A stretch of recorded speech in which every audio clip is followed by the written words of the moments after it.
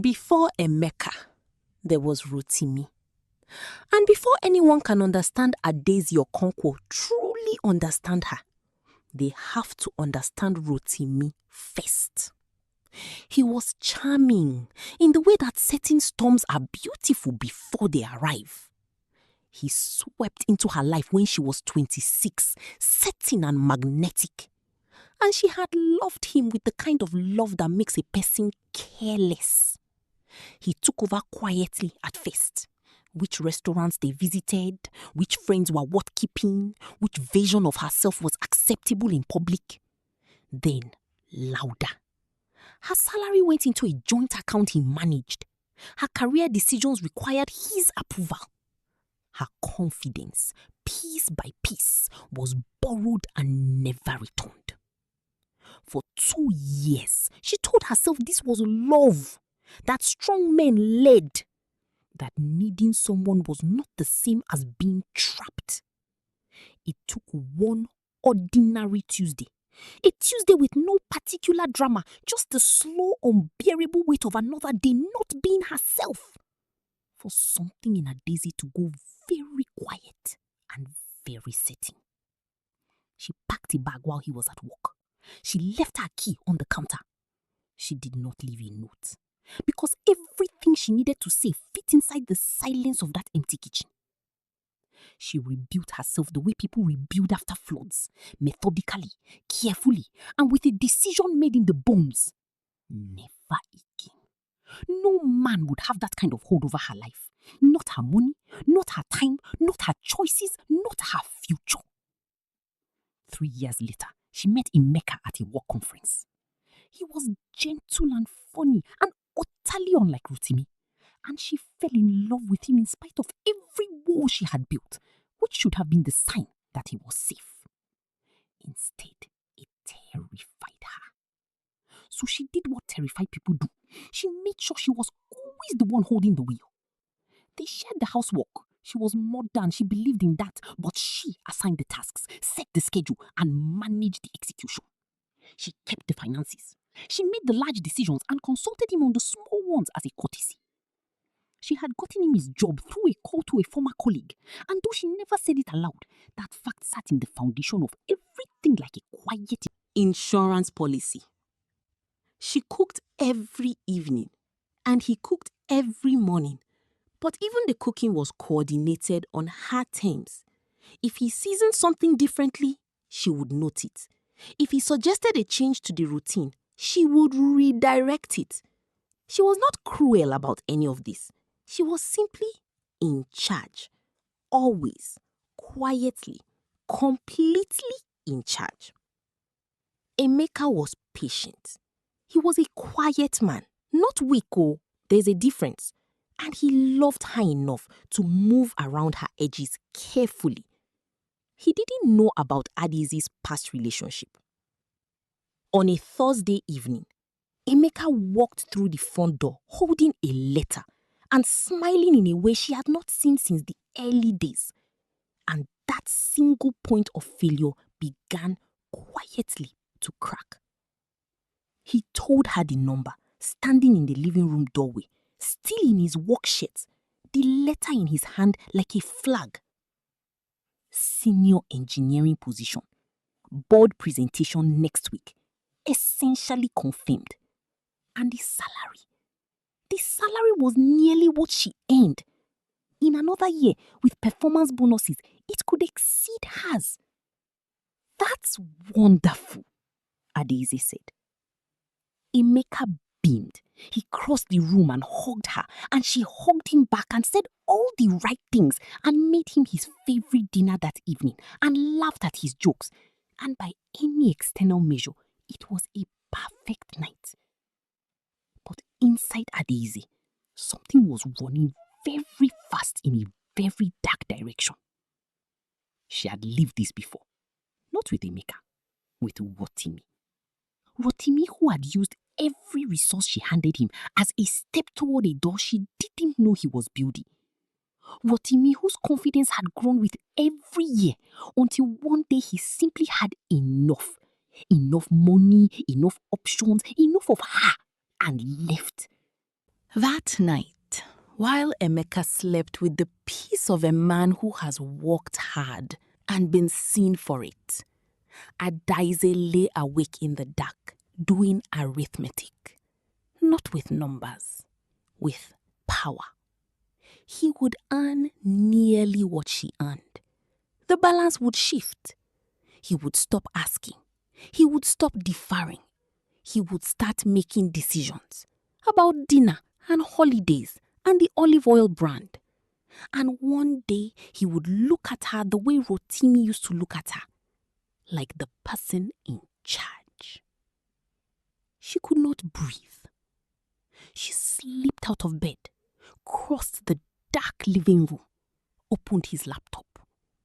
The folder was labeled in Emeka's careful way. Board press final V3. Data appendix. Cost analysis revised. Weeks of work. The thing that would change their lives. Her hand barely hesitated. Select all. Delete. Empty bin. Close laptop. Back to bed. She lay in the dark and told herself she was protecting them. That a balance of power was not cruelty, it was stability. That Rotimi had taught her what happened when a man had too much and a woman had too little. And she was simply making sure that never happened in her home. She told herself a lot of things. The clock counted them into the silence. She did not know Chisom was arriving Friday. And Chisom, who had grown up watching Adaize the way you watch a fire, always knew exactly when something was burning. Emeka stood in the boardroom for 4 minutes. He opened his laptop. He found nothing. He tried to speak, tried to reconstruct it verbally. The cost projections, the phased rollout, the key figures. His mouth moved. The board watched with the patient, cooling faces of people who have already decided. Adeyemi looked at the table. The promotion went to Femi by end of day. Chisom arrived Friday evening loud and warm and reading the room before she had put her bags down. By Sunday, she had seen enough. She watched Adeyemi redirect every decision Emeka made. Not aggressively, but consistently. Which route to take? Which show to watch? Which supermarket? Which side of the argument was correct? Always correct. She watched Emeka defer. Then defer again. Then stop offering opinions in the first place. She watched him become a man who had learned to take up less space. She watched him laugh differently when Adeyemi left the room. She said nothing. She watched. On the 4th night, she found him at the dining table at 11 p.m., laptop open, trying to rebuild a dead presentation from memory and scraps. He looked up, embarrassed. Chisom, I'll go to bed. Emeka, do you know there's a file recovery app for deleted files? Even after the bin is emptied, there is sometimes a window. Days, depending on the drive. Something shifted in his face. Not accusation. Not yet. Just the slow, terrible turn of a key in a lock he hadn't known was there. Try, he said quietly. They found the files in 40 minutes. All of them. Time-stamped. Deleted Saturday morning, 2:43 a.m. while Emeka slept. Neither spoke. The kitchen clock counted seconds into the silence. Then Emeka closed the laptop with great care and said, "Don't ask her." Not yet. Chisom nodded, but she had no intention of staying quiet. She wasn't going to go to Ada with evidence. she was going to do something far more dangerous. She was going to ask about Rotimi. Chisom sat on the edge of Ada's bed, the way she had as a child after nightmares. She sat exactly like that. And she said simply, "Tell me about Rotimi." The name landed like a stone dropped from height. Ada went very still.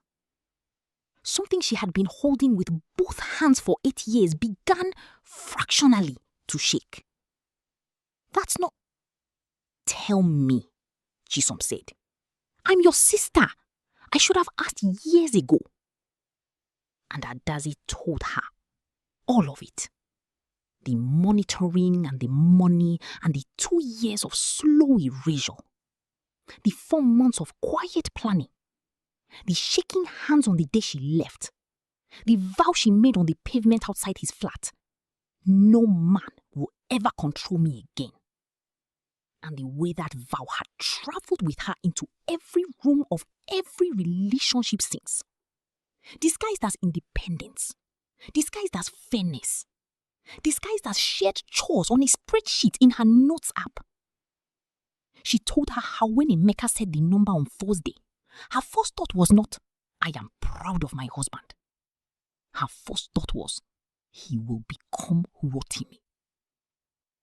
When she finished, the room was very quiet.